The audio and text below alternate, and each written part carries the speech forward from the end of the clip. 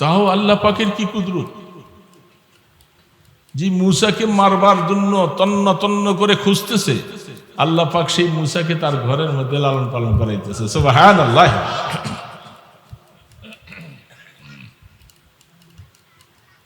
তো খুদাওয়ান্দে জামিনী খুদাওয়ান্দে সারি, তো খুদাওয়ান্দে জামিনী খুদাওয়ান্দে সারি, তো খুদাওয়ান্দে জমিনী খুদাওয়ান্দে সামাবি। সুবহানাল্লাহ। আল্লাহ পাক সর্ব জায়গা বিরাজমান। আল্লাহ পাকের ক্ষমতা, তুই মেরে ফেলবি, আমার নবীকে আসতে দিবা না, আমি তোর ঘরের মধ্যে নিয়ে লালন পালন। আর এমন কুদরতের সাথে জমিনে পাঠাই দিলেন, মূসা মায়ের কাছে থাকতে দিলেন না। আল্লাহ পাক বলেন, এইটা আমার আরেকটা চ্যালেঞ্জ, মার কোলে থেকে দুধ খাবে আর ফেরাউনের লোকেরা এসে মাইরা ফেলবে। আমি মূসা ইসলামের মাকে বলে দিলাম, তুমি একটা সিন্দুক বানাইয়া পানিতে ভেসে দাও। কি একটা আশ্চর্য কথা মুসলমান ভাইয়েরা, আল্লাহর কোরআনগুলি খুললে, এগুলি পড়লে মাঝে মধ্যে শরীরের পশম দাঁড়িয়ে যায়। দুই একটা নজির মাঝে মধ্যে আল্লাহ পাক দেখাইছেন। এই বছর ফেনী এলাকায় যখন বন্যায় কবলিত, ফেরিজে দেখতেছিলাম একটা ছোট বাচ্চাকে একটা ডেকসির মধ্যে শোয়াইয়া দিয়ে ভাসাই দিচ্ছে। মা নাই, বাবা নাই, সবাই বাস পানিতে ডুবে যাচ্ছে। আর কি করব এখন, ছেলেটার মায়া সহ্য করতে না পেরে মা একটা বড় ডেকসির মধ্যে বাচ্চাটাকে দিয়ে ভাসাই দিচ্ছে। এই বাচ্চাটাকে এই ডেকসি ভাসাইয়া নিয়ে, এটা ডুবে না। আমার মাওলা কত বড় কুদরতওয়ালা। আল্লাহু আকবার, আল্লাহু আকবার।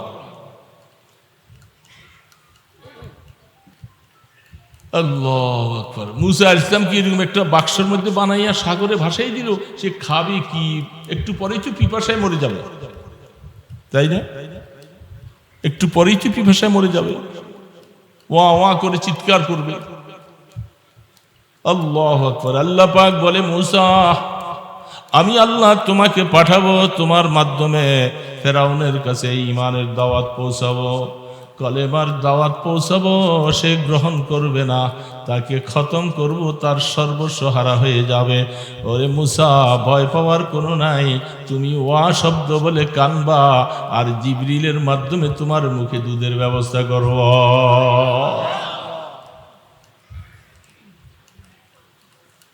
فموسى الذي ربه جبريل فهو كافر وموسى الذي ربه فرعون فهو مرسل।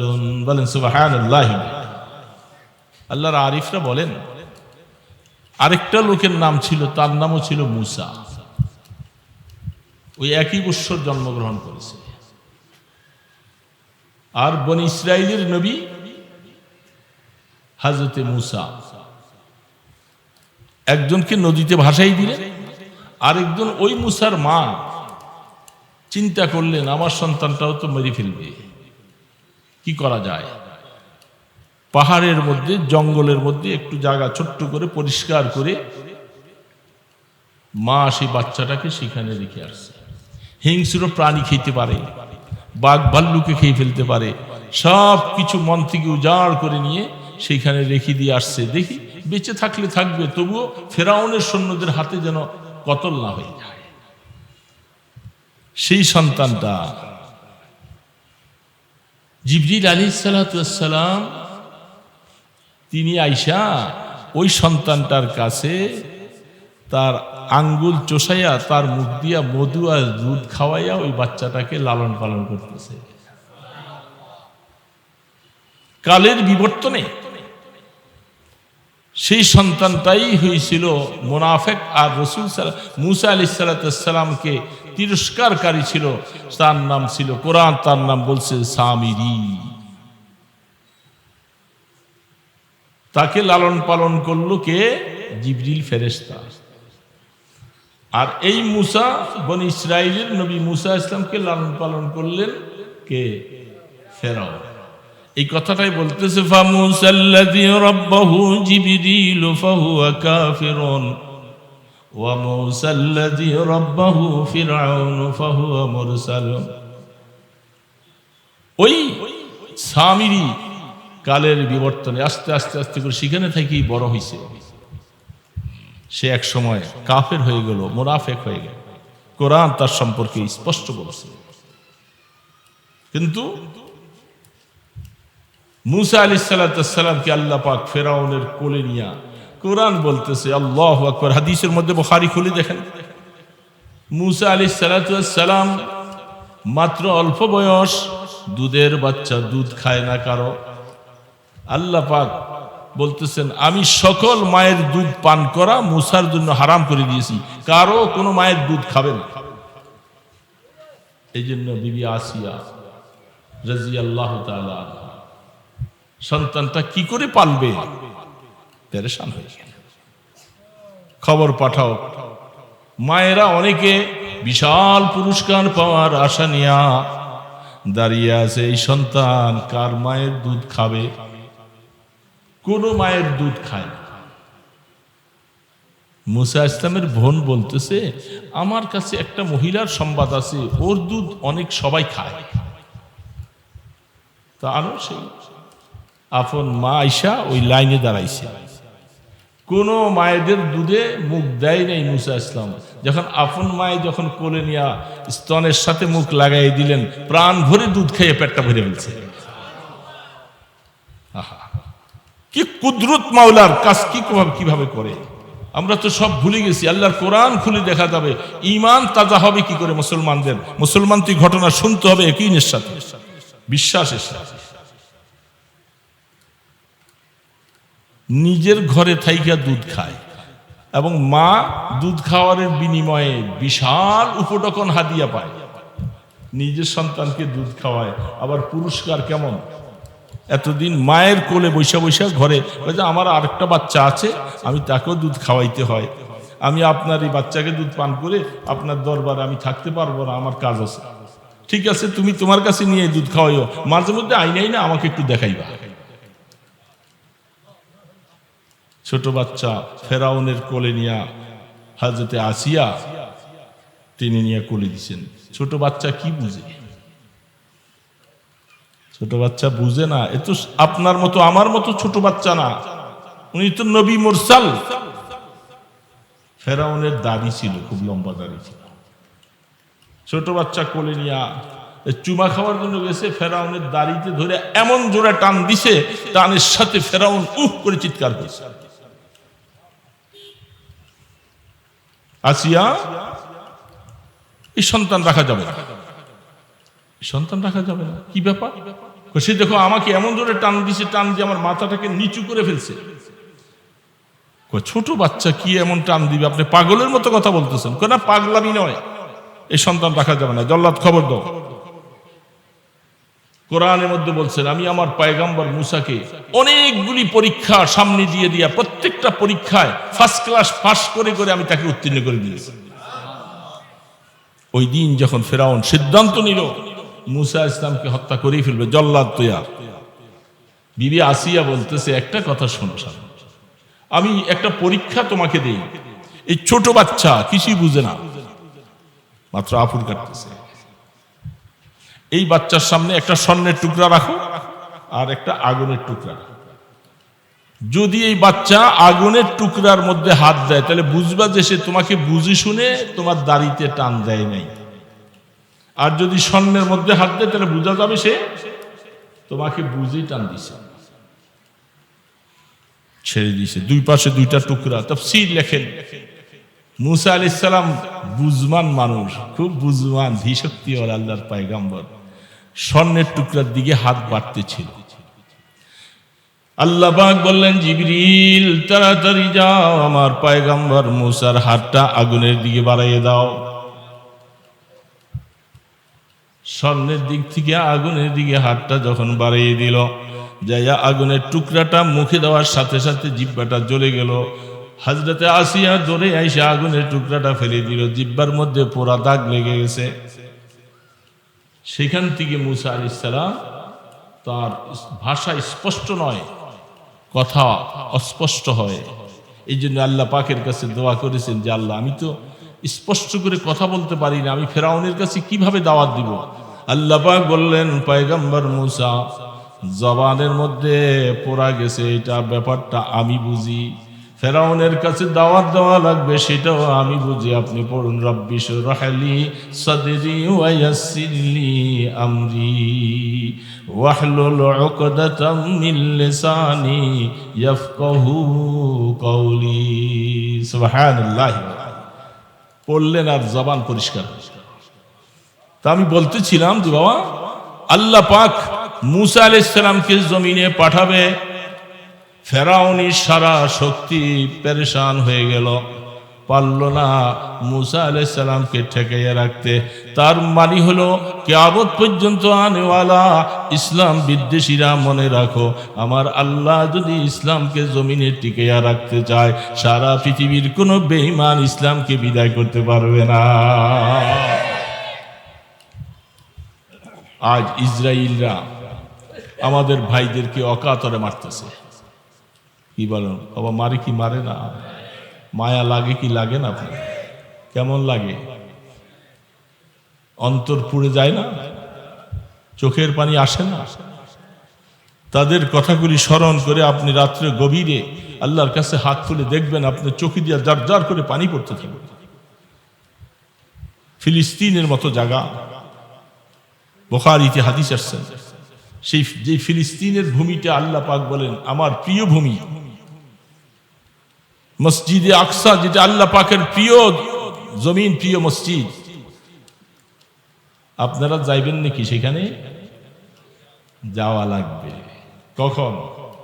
যেদিন কিয়ামত হবে, পৃথিবীটা প্রলয় হয়ে যাবে, মসজিদে আকসা কমবে 2,24,000 পয়গম্বর যেখানে, আর আপনার আমার নবী হাবিবে কিবরিয়া সরকারে দো আলম মাহবুবে খোদা ইমামুল আম্বিয়া খাতামুন নবীন শফিউল মুজনিবিন মুহাম্মদুর রাসূলুল্লাহ সাল্লাল্লাহু আলাইহি ওয়াসাল্লাম সমস্ত নবী রাসূলদের ইমাম হলেন যে ঘরে,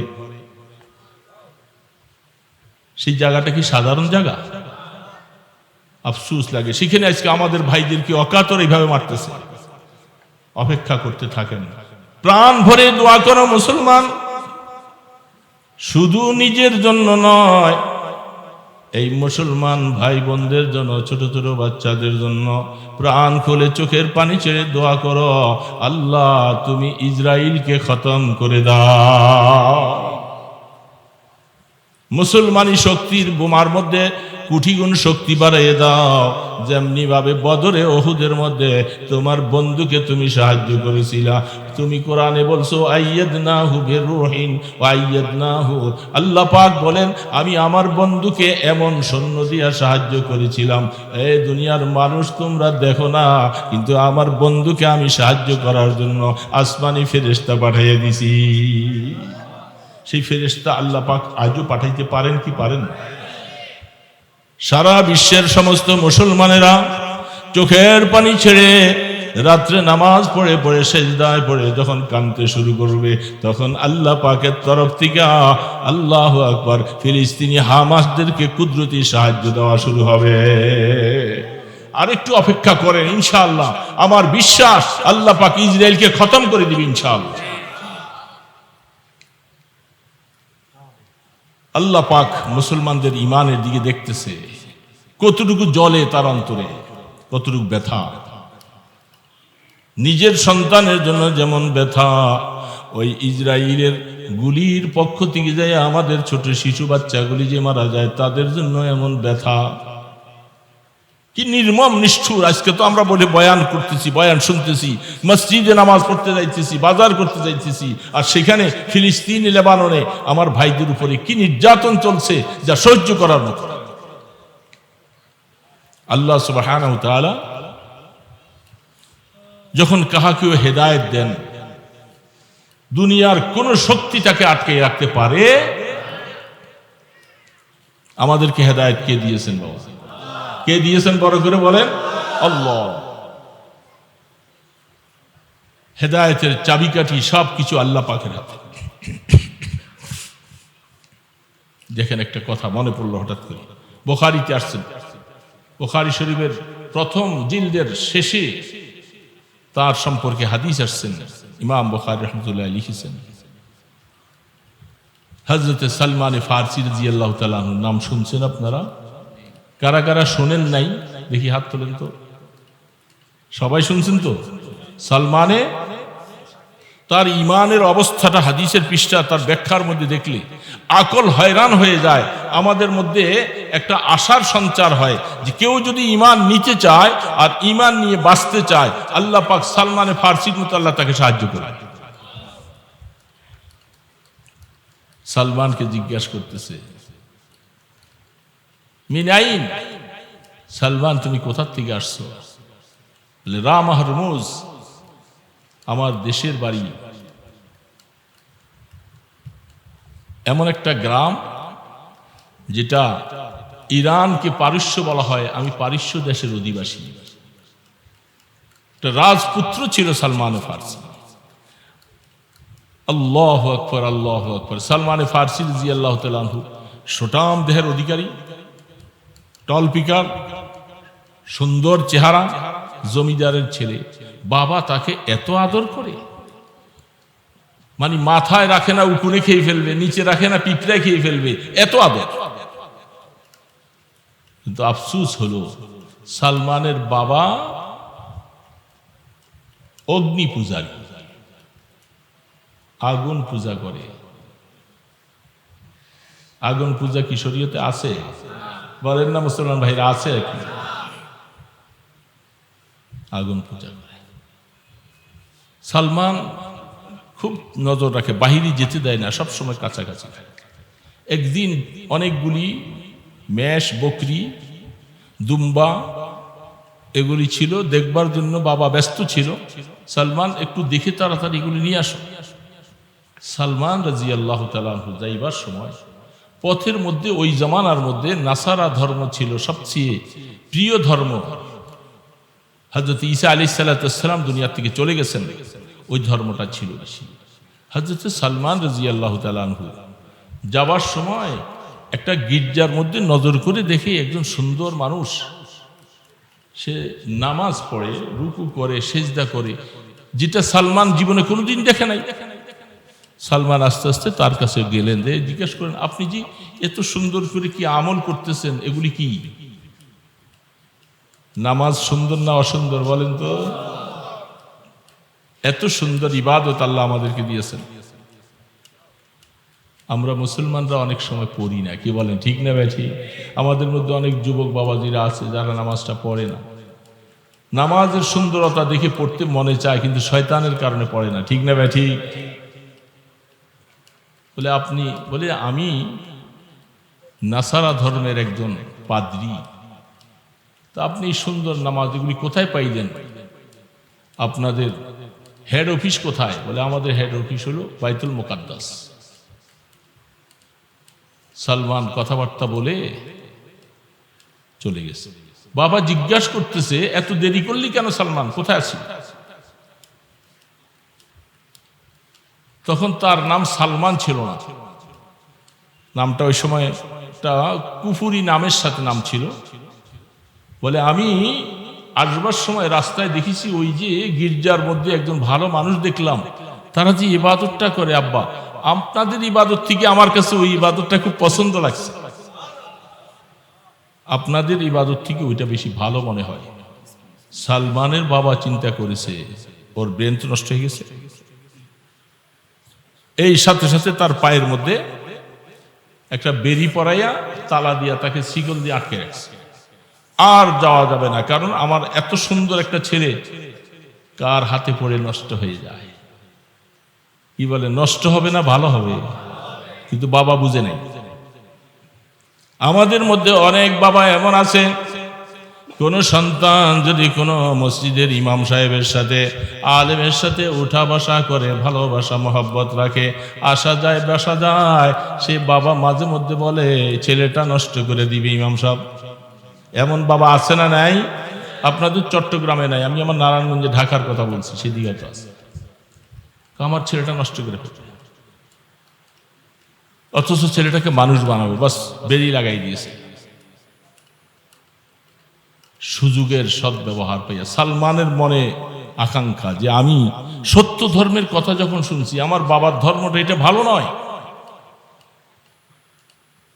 তখন সেই পাদ্রীর কাছে বলে আসছে, যদি সেই মুলকে শাম সেখানে যাওয়ার মতো কোনো কাফেলা যদি আপনি পান, আমাকে একটু কোনো লোক মারফতে খবর দিবেন। সেই পাদ্রী একদিন একটা কাফেলা পাওয়ার পরে খবর দিছে। সালমান সুযোগ পাইয়া পায়ের বেরিটা খুইলা কিছু টাকা পয়সা নিয়া বাস চলে আসছে পাদ্রীর কাছে। সেই কাফেলার সাথে বাইতুল মুকাদ্দাস, বাইতুল মুকাদ্দাস যাইয়া সালমান একজন ভালো পাদ্রীকে খুঁজে পাইলেন, খুব সুন্দর মানুষ, ভালো মানুষ। তার কাছে যাইয়া কিছু দিনই কাজ কারবার কথাবার্তাগুলি সব শিখলো।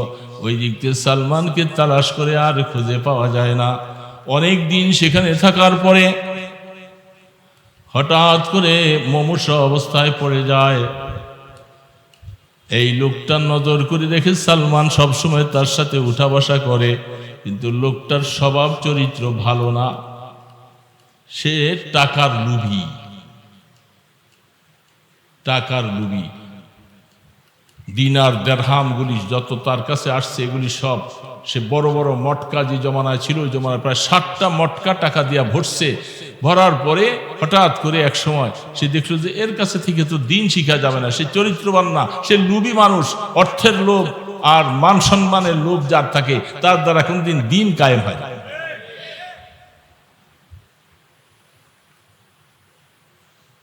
সে মারা গেছে। মারা যাওয়ার পরে মানুষ যখন আসলো তাকে মাটি দিবে, দাফন করবে ইত্যাদি, সালমান তখন বলল যে আপনারা এই লোককে দাফন দিতে চান, এ তো ভালো মানুষ না, এ তো মানুষের রক্ত পিপাসু, মানুষের অর্থ লোভী, অর্থগুলাকে আত্মসাৎ করেছে। এই যে দেখেন নজর করে তার টাকার গোডাউন, মানুষ তাকে আর মাটি দেয় নাই, দাফন করে নাই।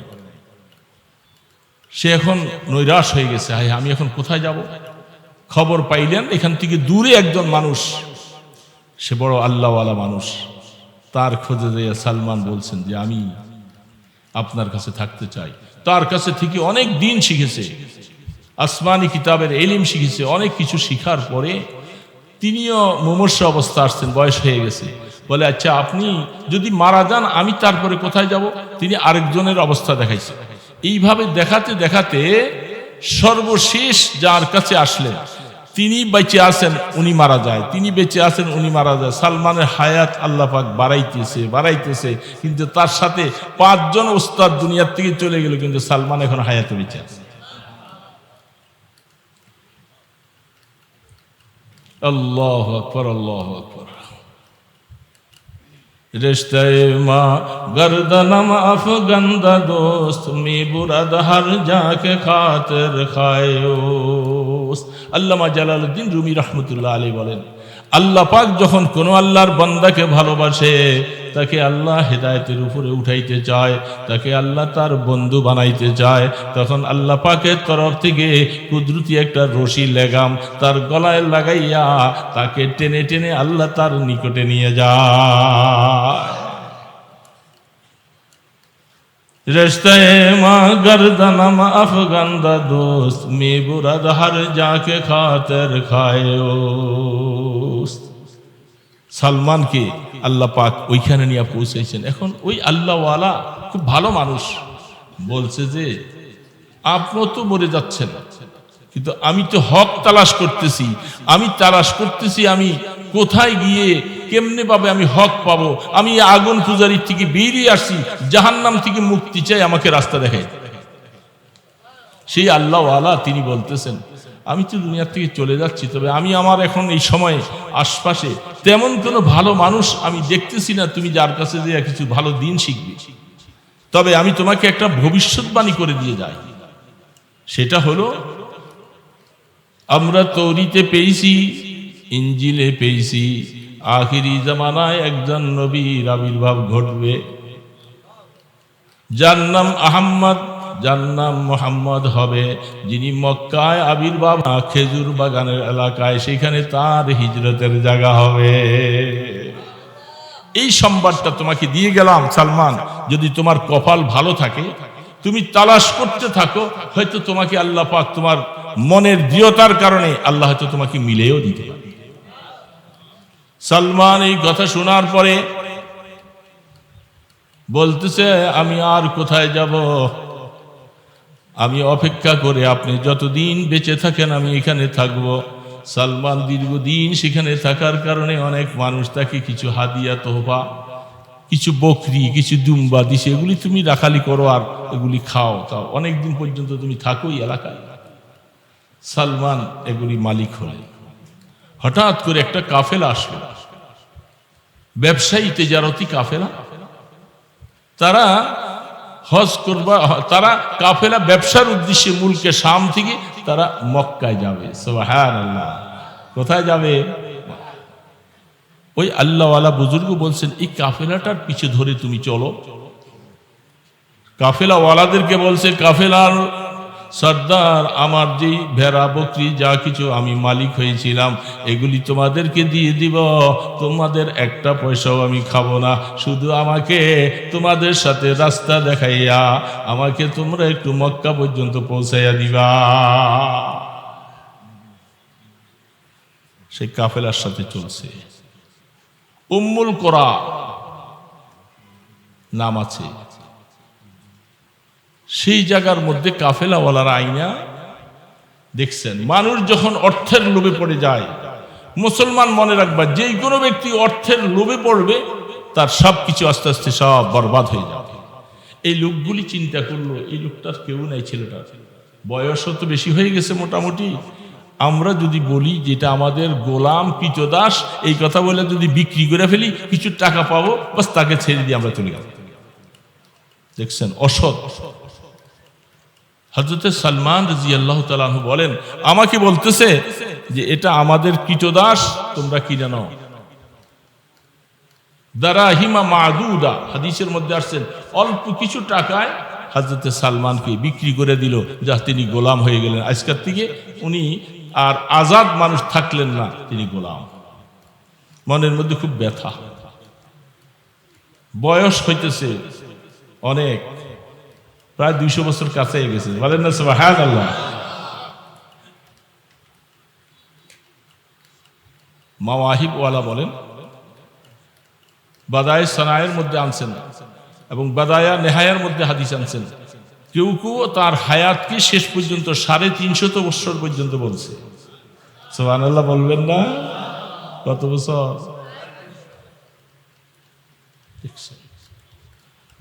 আল্লাহ যখন কাহাকে হেদায়েত দিবেন তার হায়াত বাড়াইতে বাড়াইতে দেখেন কোথায় নিয়ে যাচ্ছে। সে উম্মুল কোরাতে এখানে এসে এক ইহুদির গোলাম হলেন। হাদিসের মধ্যে লেখে, এই গোলাম সে তাকে আরেকখানে বিক্রি করলো, আরেকজনের কাছে বিক্রি করলো। ইনি 10টা মালিকের গোলামি করে করে সর্বশেষ যে খরিদ করলো তার বাড়ি হলো ইয়াসরিব, মদিনা। সুবহানাল্লাহ। তালাশ করতেছে আর আল্লাহ পাকের রাস্তা আস্তে আস্তে ঘুরাইতেছে। তবে মান জাদ্দা ফাওয়াজাদা ওয়া করাইল বাবা মুলহান মুদমিনান মান করাল বাবা লা বুদ্দা ইয়াসিলু। কেউ যদি কারো ঘরে যাইতে চায়, ঘরের দরজায় যায় খটখট করে আওয়াজ করে, আওয়াজ দিছে, কেউ খোলে না, আবার দিছে খোলে না, আবার দিছে খোলে না, দাঁড়াইয়া আছে, বসে আছে, ঘামাইয়া গেছে, খুলতেছে। কবি বলতেছে, যদি তুমি কারো ঘরে যাইতে চাও, বারবার করে চেষ্টা করো আর ঘামাইয়া যাও, পড়ে থাকো, একবার না একবার রাগ করে হলেও তারা দরজা খুলবে, তোমার মাকসুদ হাসিল হয়ে যাবে। কি ঠিক না ব্যাঠিক বলেন? ঠিক এমনি ভাবে যদি কেউ আমার মাওলাকে পাওয়ার জন্য চেষ্টা করতে থাকে, একবার, দুইবার, তিনবার, একদিন, দুদিন, 3 দিন চেষ্টা করতে করতে করতে করতে মাওলার কাছে যখন ধর্ণা দেওয়া থাকবে, রাত্রে উঠো, নামাজ পড়ো, তাহাজ্জুদ পড়ো, জিকির আজকার করো, করে করে বারবার দোয়া করতে থাকো, একদিন না একদিন আল্লাহ তোমাকে টেনে রহমতের কোলে বসাইয়া দিবে। याद में तेरे सबको भुला दो, कोई ना मुझको याद रहे, तुझ पर सब घर बार लुटा दो, खानाए दिल आबाद रहे। सब खुशियों पर आग लगा दो, गम से तेरे दिल शाद रहे। सबको नजर से अपनी गिरा दो, फकत तुझसे याद रहे। আল্লাহর আরিফেরা বলে, বান্দা সমস্ত খুশির মধ্যে আমি আগুন জ্বালাইয়া দেই, সব খুশিকে বরবাদ করে দেই। কারো খুশি চাই না, তোমাকে বাদ দিয়া কোনো খুশি নাই। আল্লাহ তোমার খুশি চাই, তোমাকে চাই, তুমি আমাকে দয়া করে তোমার রহমতের দরওয়াজা খুলে দাও। এই জন্য আল্লাহর বান্দা এবার মনে মনে একটু খুশি। সারা দুনিয়া ঘুরে 10 জন গোলামের গোলামিত্ব করতে করতে করতে করতে সর্বশেষ মদিনা শরীফে এক ইহুদির গোলামি কাজ করার কারণে রাসূল যে জন্মগ্রহণ করে 40 বছর হইয়া নবুয়তের প্রকাশ ঘটে গেল, আরো 13 বছর পার হইয়া তিনি মদিনায় যাবে, লম্বা প্রায় 53 বছর পার হয়ে গেল। সালমানের এই ব্যাপারে কোনো খবর নাই, কারণ একজন রাখাল গোলাম আর কি খবর রাখবে। যেদিন রহমতে দো আলম হাবিবে কিবরিয়া সরকারে দো আলম মুহাম্মদুর রাসূলুল্লাহ সাল্লাল্লাহু আলাইহি ওয়াসাল্লাম হিজরত করে যখন মদিনায় রওনা দিলেন, বাবা আল্লাহর পয়গম্বরকে কাফেররা মারার জন্য চেষ্টা কম করে নাই। আমার আল্লাহ যাকে রাখবেন তাকে কেউ মারতে পারে না, চেষ্টা কম করে নাই। রাস্তার মধ্যে আল্লাহ পাক সুরাকা আবু জেহেল সহ ঘোষণা দিছে, মোহাম্মদ আবু বকর দুইজনের যে কোনো একজনকে জীবিত অথবা মাইরা মাথাটা আমার সামনে আনবি, 100 ওট পুরস্কার। বলে নাউজুবিল্লাহ, জোরে বলে নাউজুবিল্লাহ মিন যালিক। হাদিসের মধ্যে আছে, সুরাকা বলতেছে আমি তো চেষ্টা করছি অন্য কেউ যেন এই পুরস্কারটা নিয়ে না যায়, এই জন্য আমি চুপচাপ করে বসে থেকে বলছি, ওই ঘুরা গেরা দেখছে অনেক জায়গায় মোহাম্মদের কোথায় খোঁজখবর পাওয়া যায় না। এর মানে হলেও আমি চুপচাপ করে এই পুরস্কারটা নিয়ে আমি পাই, এই জন্য সে অন্যদেরকে সব এই দিকে নৈরাশ করে আসছে। তার বাদিকে বলছে, অমুক পাহাড়ের নিচে ঘোড়াটাকে সাজাইয়া তৈরি করে রাখো, আমি আসতেছি, কেউ যেন না জানে।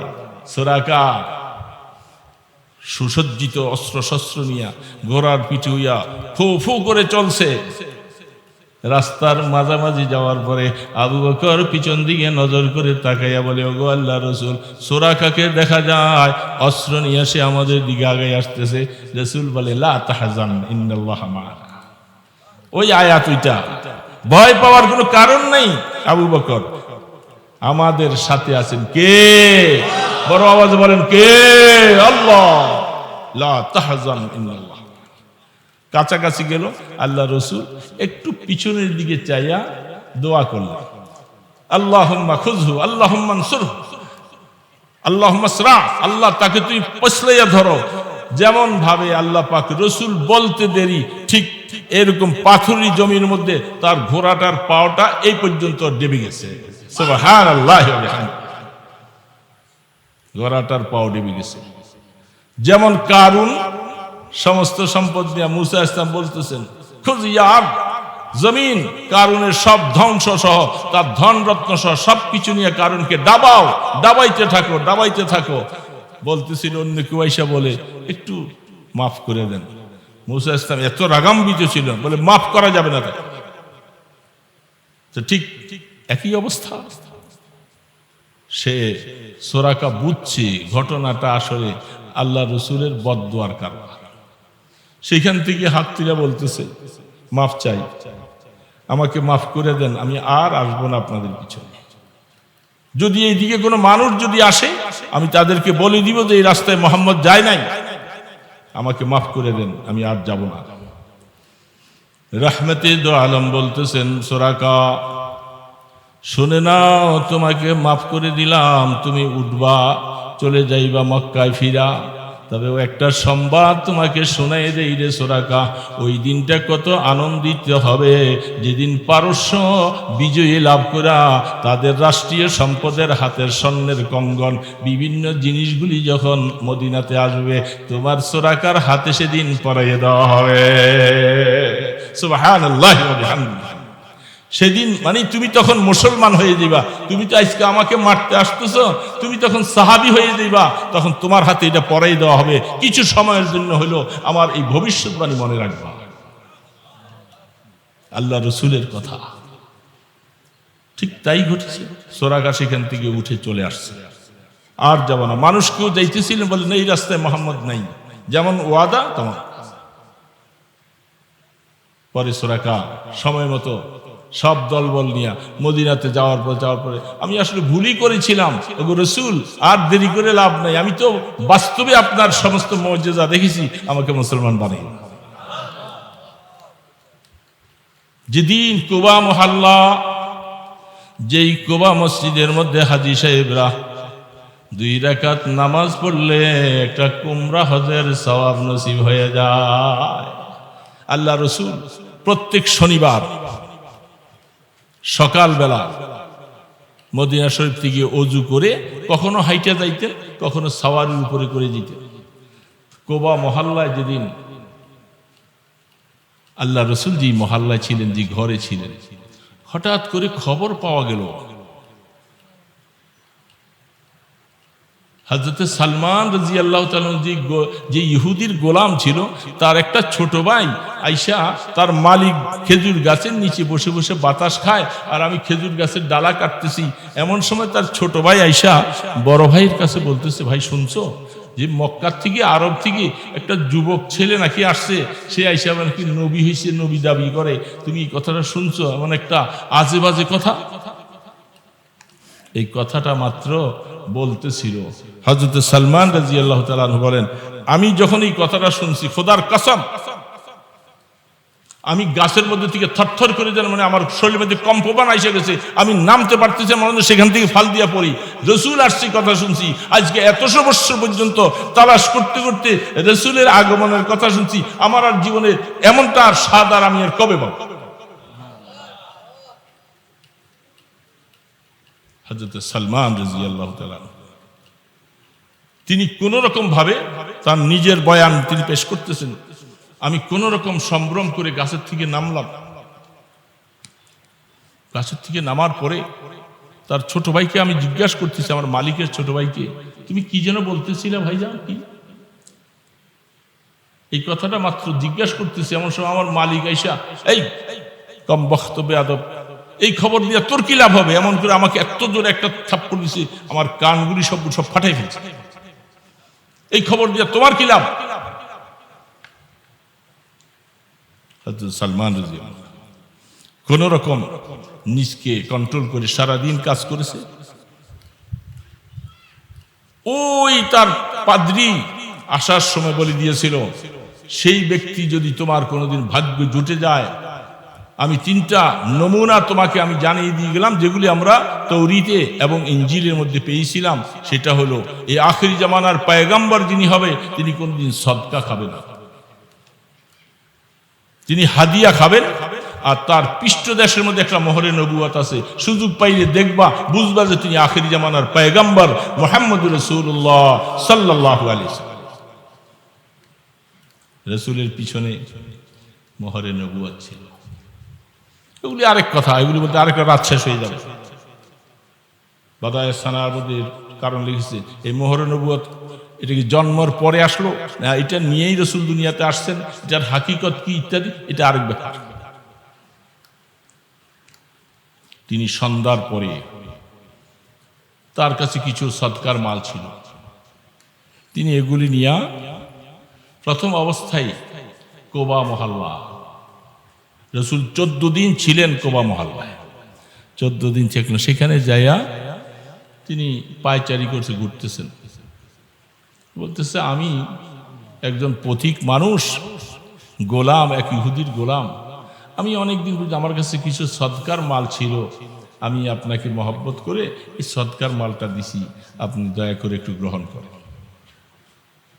রহমতে দো আলম বলছেন, সাথে যারা ছিলেন আবু বকরকে বলতেছে, আমি তো সদকার মাল খাই না, আবু বকর তোমরা খাও। হযরত সালমান বলেন, সেদিন আর আমি বেশিক্ষণ থাকলাম না, কারণ আমার মালিক গোসা হবে, আমার উপর আবার মার দিবে, চলে আসছে। সেখান থেকে 14 দিন পরে আল্লাহ রসুল যখন মদিনা শরীফ গেলেন, আহা, মদিনা শরীফ বিশাল এক অবস্থা। হায় আল্লাহর হাবিব, আল্লাহ পাক আমাদেরকে নবী দিয়েছেন তো ইমানদার মুসলমান ভাইয়েরা, আমরা বুঝতে পারিনি। আমরা শুধু এমনি শুধু রসুল পাইছি, খুশি। রসুলের তরিকাও বুঝি না, নামাজ পড়ি না, সুন্নত রাখি না, রসুলের দিন মিটে যায় এর জন্য কোনো ব্যথাও নাই। রসুলের উম্মতকে মাইরা ফেলে আমাদের কাছে মায়াও লাগে না। আমরা রসুলকে এমনি ভালোবাসি, এমনি ভালোবাসলে জবাব দেওয়া লাগবে। এই জন্য সালমান 14 দিন পরে আবার একটু সুযোগ পাইয়া রসুল যখন মদিনা শরীফ চলে গেলেন, মদিনা শরীফ আল্লাহ রসুল গেলেন, হযরত আবু আইয়ুব আনসারী রাদিয়াল্লাহু তাআলা ঘরে বসলেন। আসলে এই ঘরটা আবু আইয়ুব আনসারী নয়, এই ঘর আল্লাহ রসুলের জন্য কওমে তুব্বা, বাদশাহ তুব্বা বানাই দিয়ে গেছিলেন আজ থেকে প্রায় রসুলের আগমনের প্রায় 500, 600, 700 বছর আগে। সেই কওমে তুব্বা, শাহে কোরআন শরীফে কওমে তুব্বা কুল্লুন কাযযাবার রাসূলা ফাহাক্কা ওয়াঈদ। শাহে তুব্বা যিনি রসুলের উপরে তখনই ঈমান আনছেন, যদি আমি সেই সময়ে থাকতে পারতাম। চিঠি লিখে যায়, আমার সমস্ত ওলামায়ে কেরাম যারা ছিল মদিনা শরীফে, তারা সব পিছনের কিতাব পড়ে দেখছে আখেরি জামানার পয়গম্বরের হিজরতের জায়গা হবে এখানে। বাদশাহ তুব্বা 400 জন আলেমের জন্য ঘর বাড়ি বানাইয়া সব কিছু করে তাদেরকে মদিনা শরীফ থাকার জন্য বলে গেল। একটা চিঠি লিখে যায়, আমার চিঠিটা তোমাদের সন্তানদের কাছে পৌঁছাইয়া দিবা। শাহিদু আলা আহমদ আন্নাহু রাসূলুম মিনাল্লাহি বারিন সামি। কওমে তুব্বা বলতেছিল, আমি শাহাদত বরণ করতে, আমি শাহাদত দিতেছি যে তিনি আখেরি জামানার পয়গম্বর মুহাম্মদুর রাসূলুল্লাহ সাল্লাল্লাহু আলাইহি সাল্লাম। যদি আমি ওই সময় পর্যন্ত হায়াতে বেঁচে যাই, আমি তার আপন চাচাতো ভাইয়ের মতো তার ডানে বামে তার দ্বীনের সমস্ত সহযোগিতা করব। এই জন্য সেই রাসূল সেখানে গেলেন। সালমানে ফারসি রাদিয়াল্লাহু তাআলা আনহু 14 দিন পরে এবার কিছু নিজের সামানপত্র, কিছু জিনিস হাদিয়া হিসাবে তিনি নিয়ে গেলেন। আল্লাহ রসুল যখন তিনি গেলেন, তখন আল্লাহ রসুল জান্নাতুল বকি কবরস্থানের দিকে একটা জানাজা নিয়ে রসুল যাচ্ছে। আল্লাহ রসুলের শরীরের মধ্যে চাদর। হযরত সালমান ফারসি রাদিয়াল্লাহু তাআলা আনহু পিছি পিছি গেলেন।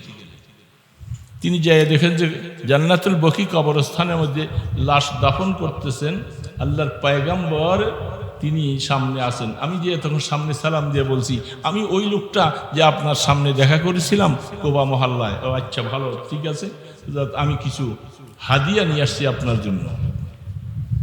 আল্লাহ রসুল হাদিয়া গ্রহণ করলেন। বলে আবার 2টা পরীক্ষা পাস, আমার পরীক্ষা হয়ে গেছে। 3 নম্বর পিছনে মোহরে নবুয়তটা দেখব। আমি যখন আস্তে করে পিছনে যখন আসলাম, রহমতে দো আলম হাবিব কিবরিয়া তিনি বুঝে ফেলছেন। আস্তে করে আল্লাহ রসুল চাদর মোবারকটা টান দিয়ে একটু সরাই দিয়েছেন। সুবহানাল্লাহ। সালমান কলিজাটা তার এমন ভাবে থরথর করে, আমি বহুদিন অপেক্ষার পরে তালাশ করতে করতে আজকে রাসূলের সাক্ষাৎ যখন পেয়ে যাই, আর দেরি করা যাবে না। তিনি মোহরে নবুয়তের মধ্যে চুমা দিয়া সাথে সাথে বলে, আমি বহু অপেক্ষায় ছিলাম, আর বুঝার প্রয়োজন নাই। আশহাদু আল্লাহ ইলাহা ইল্লাল্লাহু ওয়া আশহাদু আন্নাকা মুহাম্মাদান আবদুহু ওয়া রাসূলুহু। হযরত সালমান কলেমা গ্রহণ করে চোখের পানিগুলি জার জার করে ছেড়ে দিচ্ছে, তার কলিজাটা ফেটে যায়। আমার আর কোনো আফসোস নেই যে আমি আজকে দীর্ঘ প্রায় 250 বছর পর্যন্ত তালাশ করতেছি আমি হক কোথায় পাবো, আমি আখেরি জামানার পয়গম্বরকে কোথায় পাবো। সেই তালাশ করতে করতে আল্লাহ আমার হায়াত বাড়াইতেছেন বাড়াইতে বাড়াইতে আমি রাসূলের হাতে কলেমা গ্রহণ করেছি। সুবহানাল্লাহ।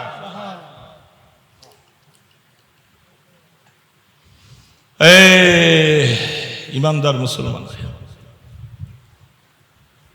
तिश्ने गागर आब जुया दर जहां, तिश्ने गागर आब जुया दर जहां, आब दर जुयद बालम तिश्ने गा। पानी যেরকম পিপাসিত ব্যক্তি পানি তালাশ করে, আবার অনেক সময় পানিও পিপাসিত ব্যক্তি তালাশ করে।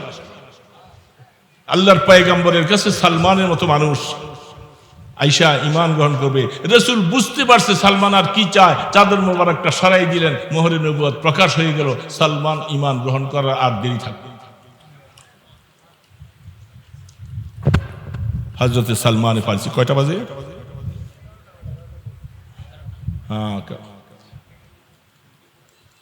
সালমান ফারসি রাদিয়াল্লাহু তাআলা ঈমান গ্রহণ করে গেছেন। এখন কলিজা তো মানে না, এখন তো ভিতরে ধাউ ধাউ করে আগুন জ্বলছে। এতদিন তো ইমানের নূর ছিল না, এখন ইমানের নূর পাইয়া সালমান এখন তার ইহুদির বাড়িতে থাকতে মনে চায় না। এখন কি আর ইহুদির গোলামি করতে মনে চায়? মদিনা শরীফ আসবে, রাসূলের পিছে নামাজ পড়বে, কিন্তু এখন আসতে তো পারে না, সে তো গোলাম। আল্লাহর পয়গম্বর মাঝে মধ্যে সুযোগ পাইলে একটু কাজের ফাঁকে ফাঁকে আসতো। আল্লাহ রাসূল বলছেন, সালমান তোমার মালিক ইহুদির সাথে তুমি কেতাবত করো, অর্থাৎ কত টাকা দিলে তোমাকে সে আজাদ করবে একটা কাগজ লিখে বদ্ধ করো। হযরত সালমান, সংক্ষেপে বলতেছি সময় আসতে কাছে যাবে, আবার আমার রাত্রে নাইটে বাস।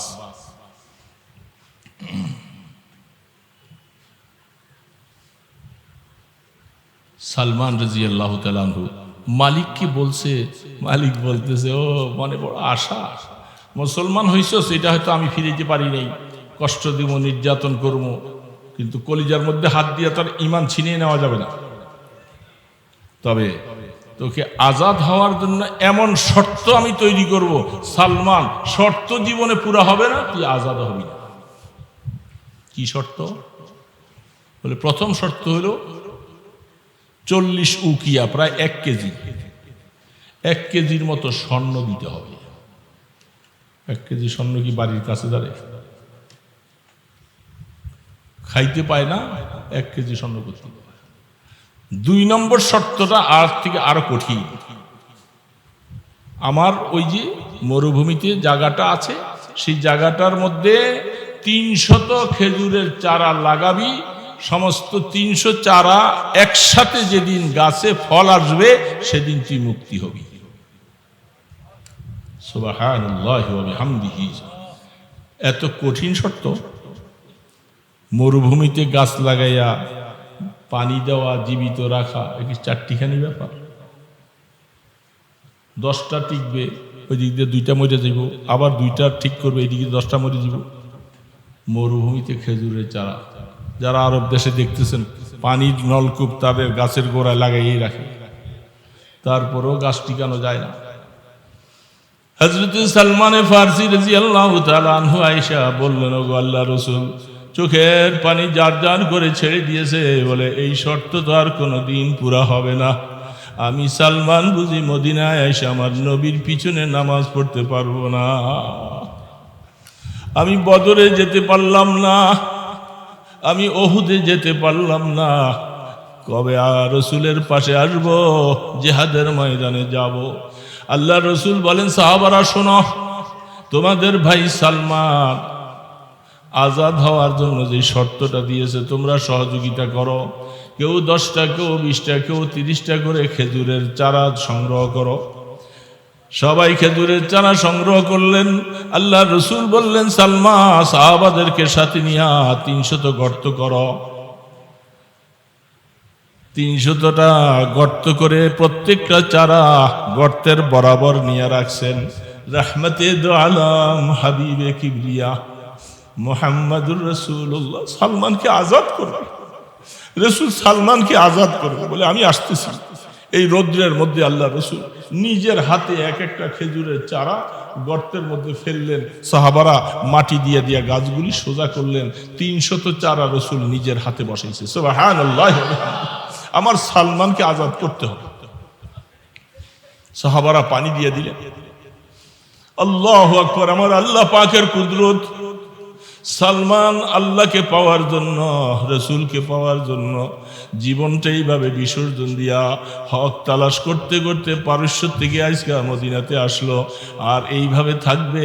আল্লাহ বলে, ও গো আমার বন্ধু, আপনার বরকতে, আপনার হাতের উসিলায় আমি খেজুর গাছ একটাও মারবো না, বেশি পানিও দেওয়া লাগবে না, খেজুর গাছগুলি সব জীবিত হয়ে গেছে।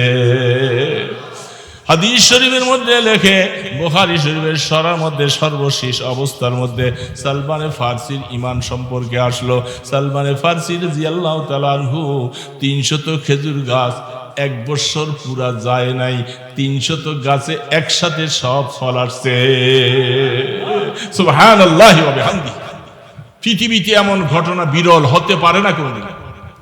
300 খেজুর গাছ একসাথে ফল আসছে। ইহুদিকে ডাইকা বলতেছে, ইহুদি দেখো তোমার শর্ত পুরা হয়েছে কিনা।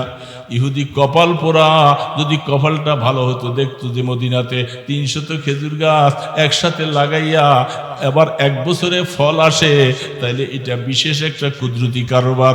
আমি আর দেরি করব না, সালমানকে আজাদ করি, আমিও মুসলমান হয়ে যাই। কিন্তু কপালে নাই, ইসলাম কপালে নাই, ঈমান কপালে নাই।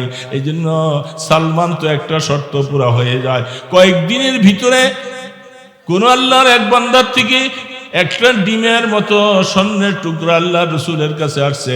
রসুল বলে, সাহাবায়ে কেরাম তোমরা গনিমতের মাল থেকে কেউ নিও না, এইটুকু স্বর্ণ আমি সালমানকে মুক্তির জন্য দিয়া দেই। সালমানের হাতে উঠাই দিয়া বলতেছি, ওগো সালমান, মাইফা দেখো তোমার মালিককে বলে দাও। সালমান বলে, ইয়া রাসূলুল্লাহ, সামান্য একটু কি 1 কেজি হবে? 40 উকিয়া। মাইপা দেখে 1 রত্তি কমও না, 1 রত্তি বেশি। হযরত সালমান রাদিয়াল্লাহু তাআলা আনহু মুক্তি হইয়া তিনি আয়েশা মসজিদে নববীতে সেজদায় পড়ে আছে, আর চোখের পানিতে মেজে ভিসে যায় যে আল্লাহ, বহুদিন পর্যন্ত তোমাকে তালাশ করতেছিলাম, তুমি আমাকে দয়া করে ঈমান দিয়েছো, আমাকে তোমার বন্ধুর পিছনে নামাজ পড়ার সুযোগ করে দিলা। এ মাওলা, আমি তোমার কাছে আর কি চাবো? আল্লাহ, দুনিয়াতে যেমন তুমি ঈমান দিয়েছো, আখিরাতে তুমি ইজ্জতওয়ালা বানাইয়া দিও। হযরত সালমান ফারসি রাদিয়াল্লাহু তাআলা আনহু ইসলাম গ্রহণ করলেন। মুসলমান ভাইয়েরা, একজন মানুষ ঈমান তালাশ করতেছে, আর আল্লাহ তাকে ঈমান দেওয়ার জন্য হায়াত বাড়াইতে বাড়াইতে বাড়াইতে বাড়াইতে তাকে 350 বছর পর্যন্ত হায়াত দিয়ে দিলেন। এটা তো বিরল ঘটনা। বোঝা যাচ্ছে, হক যদি তালাশ করো, ঈমান যদি তালাশ করো, আল্লাহ তোমাকে এরকম সুযোগ করে দিবে। কিন্তু বাবা, দিবে না? এই জন্য মুসলমান ভাইয়েরা, আল্লাহকে ধরো, আল্লাহ রসুলকে আপন বানাও। এর থেকে আপন পৃথিবীতে তোমার আর কেউ নাই। কেউ কোনোদিন। কেমনে পারো যুবক বাবাজিরা তোমরা নামাজটা পড়ো না? কেমনে পারো না?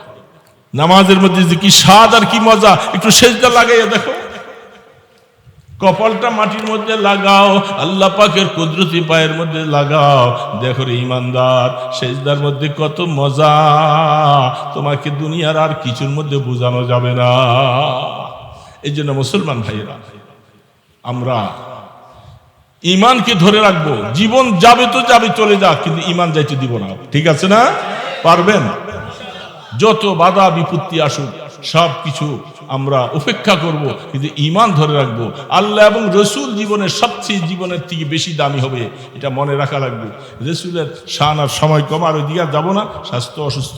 তো ভাইরা, আল্লাহ সুবহানাহু ওয়া তাআলা আমাদেরকে ঈমানদার বানাইছেন, খুশি না বেজার? এখন ঈমানটুকু আল্লাহর কাছে শুধু গ্রহণ করানোর জন্য বারবার ধর্ণা দিতে হবে। আল্লাহ, তুমি আমার ঈমানটা কবুল করো, আমার ঈমানটা কবুল করো, যেন আমার ঈমানটা নষ্ট না হয়।